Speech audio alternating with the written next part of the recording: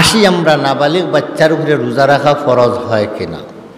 আমরা জানি যে ফরজ হওয়ার জন্য বালিগ হওয়া শর্ত। শরীয়তের কোনো বিধান কারো উপরে আসতে হইলে বালিগ হইতে হবে। নাবালিগের উপরে শরীয়তের কোনো বিধান জরুরি হয় না। এখন আমরা রোজা রাখার হুকুমটা নাবালিগের উপরে আসে কিনা এই বিষয়টা আমরা সবার জানার দরকার। রোজা রাখা যেভাবে নামাজ পড়া নাবালিগের উপরে ফরজ নয়, এইভাবে রোজা রাখাও তার উপরে ফরজ নয়।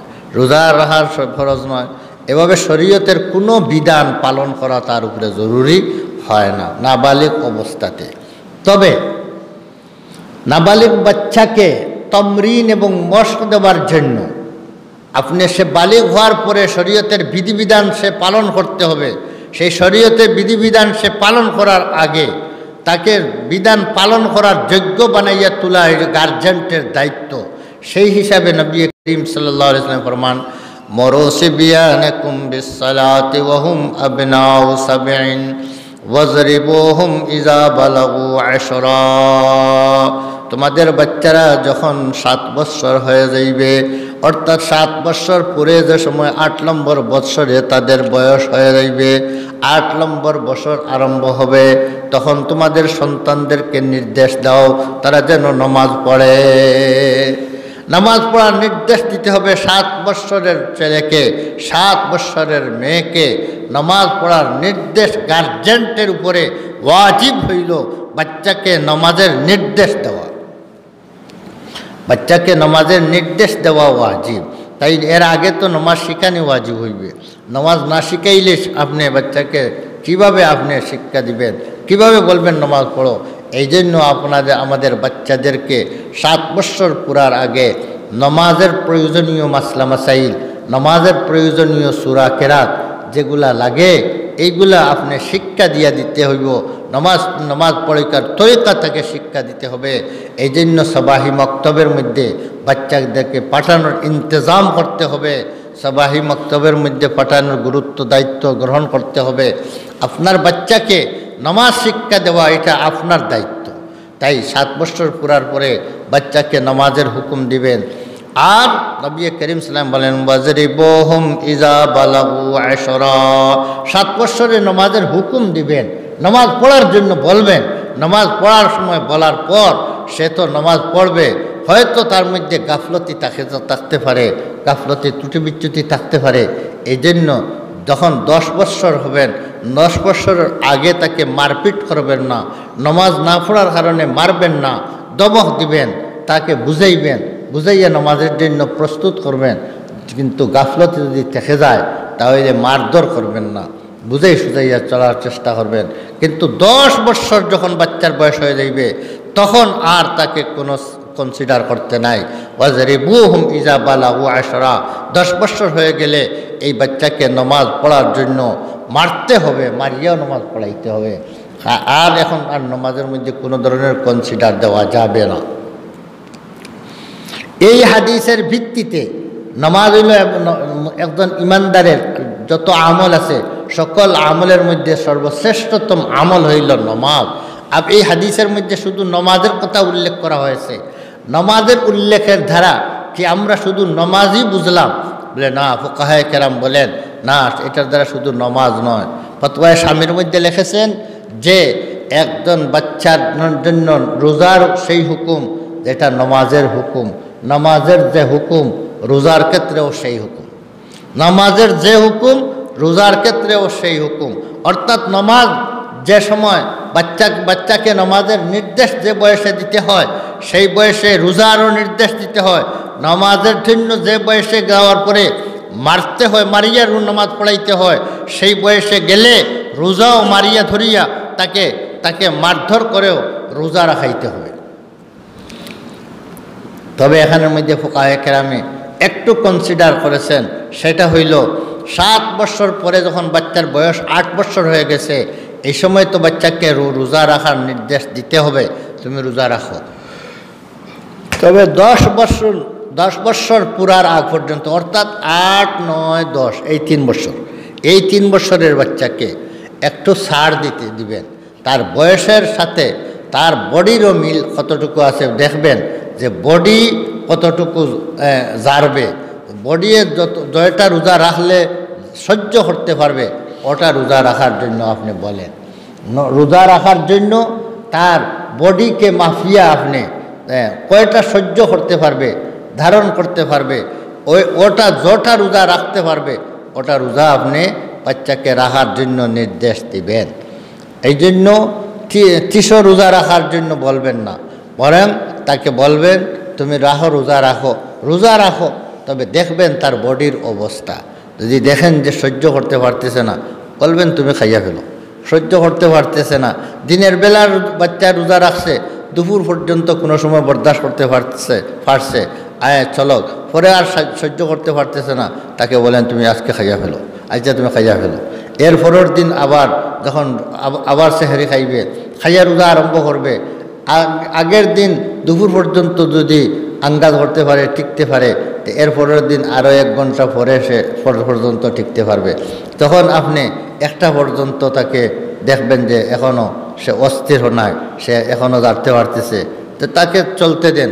1টার পরে 1টার সময় যদি দেখা যায় যে এখন তার অসুবিধা হইতেছে, বলেন তুমি আজকে খাইয়া ফেলো। এইভাবে পরের দিন আবার সেহরি খাওয়াইয়া তাকে উঠান। এর পরের দিন দেখবেন 3টা পর্যন্ত আঙ্গাজ ভরে নিতেছে। 3টা পর্যন্ত যাওয়ার পরে যদি দেখা যায় আর দাঁড়তে পারতেছে না, বলেন তুমি খাইয়া ফেলো। এর পরের দিন আবার উঠান, আবার তাকে খাওয়াইতে এরপরে যে সময় সেহরি খাইয়া এরপরে দেখবেন আজকে 7টা 7:30 পর্যন্ত দাঁড়িয়ে নিছে, আজকে অত সময় পর্যন্ত দাঁড়তে পারতেছে, এখন পরে দাঁড়তে পারছে না, যদি এমন হয় তাকে বলে আচ্ছা খাইয়া ফেলো। এর পরের দিন দেখবেন আপনার মতোই আপনার 6টার আগ পর্যন্ত কোনো মতো চলে গেছে। এইভাবে তাই মশ করান, ধীরে ধীরে অগ্রগতিতে সামনে বাড়ান। এইভাবে তার আদত বানাইতে থাকেন, বাচ্চাদেরকে আদত বানান। জয়টা রাখতে পারবে মনে করবেন, তার বডি জারবে, অতটুকু তাকে জন্য রোজা রাখাইবার নির্দেশ দেন। এটা হইল রোজার ক্ষেত্রে। আর 10 বৎসর যখন কোনো বাচ্চার বয়স হয়ে যাইবে, তখন আবার শরীয়তের দৃষ্টিতে আর কোনো কনসিডার নাই, বডি জারবে না জারবে এটা আর বিচার করার সুযোগ নাই। কারণ অনেক বাচ্চা 10 বছরের পরেও কেউ বালিগ হয়ে যাইবে। এখন আর বালিগ হওয়ার সময় বেশি দূর নাই। এই জন্য এই বাচ্চাকে এখনও যদি ছাড় দেন, তাহলে সরাসরি তার উপর যখন বালিগ হবে, আল্লাহর পক্ষ থেকে তার উপরে বিধান আসবে, সেই সময় সে আমল করতে আপনার উজর খাই করবে, আমি পারতেছি না, এই বলবে সেই বলবে। এই জন্য তাকে আগ থেকেই আপনি তাকে বানাইয়া উঠান, সেইটা দায়িত্ব হইল গার্জেন্টের। তাই 10 বছর বয়স যখন হয়ে যায়, এই সময় কোনো বাচ্চাকে আর কনসিডার করতে নাই, সব 30টা রোজা রাখাইতে হবে, সারাটা মাস রোজা রাখাইতে হবে। এখন পাইলাম আমরা রোজা সম্পর্কে বাচ্চাদের শরীয়তের মাসালা কি, বাচ্চাদের রোজার ক্ষেত্রে শরীয়তের ফয়সালা কি, শরীয়তের ফয়সালা জানলাম। এখন আসি আমাদের সমাজের অবস্থা কি। সমাজের অবস্থা হইল যে বাচ্চারা রোজা রাখার জন্য খুব বেশি আগ্রহী। মুসলমানের বাচ্চারা সবাই মা বাপ রোজা রাখতেছে দেখিয়া তারাও রোজা রাখার জন্য আগ্রহী। এই জন্য ঘুমানোর আগে বাচ্চা বলে তাকে মাকে বাবাকে, আমাকে সেহরির সময় উঠাইবা। মা বাপ তাকে ঘুম পাতানোর জন্য বলে ঠিক আছে তোমাকে উঠাইব, কিন্তু সেহরির সময় যখন আসে তখন সুরের মতো চুপকে মা বাপ বিছনা থেকে উঠে যায়, যাতে বাচ্চারা টের না পায়। এই জন্য খাওয়ার পরে এরপরে যে সময় চলে গেল, এরপরে বাচ্চা যখন বলে আমাকে কেন উঠাইলে না, আমি তো সেহরি খাওয়ার ছিল, বলে তোমার কথা ভুলে গেছি, সেই বিভিন্ন মিথ্যার বাহানা নিয়ে ওই বাচ্চাকে একটা বুঝ দিতে যায়। আর যদি কোনো বাচ্চা কোনো মতে উঠে যায়, কোনো মতে উঠি যায়, আর উঠিয়া যদি সেহরি খাইয়া ফেলে, তখন সে তো রোজা রাখার জন্য প্রস্তুত হয়ে যায়। তখন রোজা রাখার পরে মা বাপটা ওই বাচ্চার রোজাটা নষ্ট করার জন্য বিভিন্ন চালচতুরি করেন। কি চালচতুরি করেন? বলেন আরে বাবা তোমার রোজা তো হয়ে গেছে, এখন তো হয়ে গেছে 12টা হয়ে গেছে, দুপুর হয়ে গেছে, এখন তোমার রোজা হয়ে গেছে। বাচ্চাদের রোজা রোজ 2টা রাখলে হয়। তুমি দুপুরের বেলা একবার তুমি নাস্তা করে নাও, এখন তুমি ইফতার করে নাও, আবার সন্ধ্যাবেলা আমাদের সাথে আবার ইফতার করবা, তোমার 2টা রাখলেই হয়। আর আমাদের জন্য একটা কোমল বাচ্চা, শিশু বাচ্চা, সে মনে করতেছে আমার মা বাবা কোনো মিথ্যা বলবেনি, মা বাবা তো সঠিকই বলতেছে, এই জন্য সে মা বাবাকে বিশ্বাস করিয়া সে রোজা ভাঙ্গিয়া ফেলে। অথচ মা বাপের দায়িত্ব ছিল কি? মা বাপের দায়িত্ব ছিল বাচ্চাদের দ্বারা রোজা রাখানো, কিন্তু আমাদের মা বাবারা দায়িত্ব উল্টাটা পালন করতেছে, রোজা ভাঙ্গানোর দায়িত্ব আদায় করতেছে। কেন বলে বাচ্চার, এই তো ছোটো বাচ্চার রোজা রাখলে তার বিভিন্ন রোগ হয়ে যাবে, অথচ এই বাচ্চা রোজা রাখার কারণে রোগী হয়ে যাবে, এটা ভুল কথা। কারণ রোগের দেওয়ার মালিক হইলেন আল্লাহ, রোগ দেওয়ার মালিক হইলেন আল্লাহ, রোগ শিফার মালিক হইলেন আল্লাহ। তাই আল্লাহ পাকের হুকুম পালন করতেছি, আল্লাহর হুকুমের জন্য প্রস্তুত করতেছি। এখানের মধ্যে এর মাধ্যমে আল্লাহ তাআলা কোনো সুলবিষ দিবেন না, কোনো গ্যাস্ট্রিক দিবেন না, আল্লাহ তাআলা এর মাধ্যমে কোনো শক্ত কোনো বেমার দিবেন না। কারণ এটা আল্লাহর হুকুম পালনের জন্যই আমি প্রস্তুতি দিতেছি। রোগ দেওয়ার মালিক যিনি, উনাকে সন্তুষ্ট করার জন্যই এই কাজগুলো করতেছি।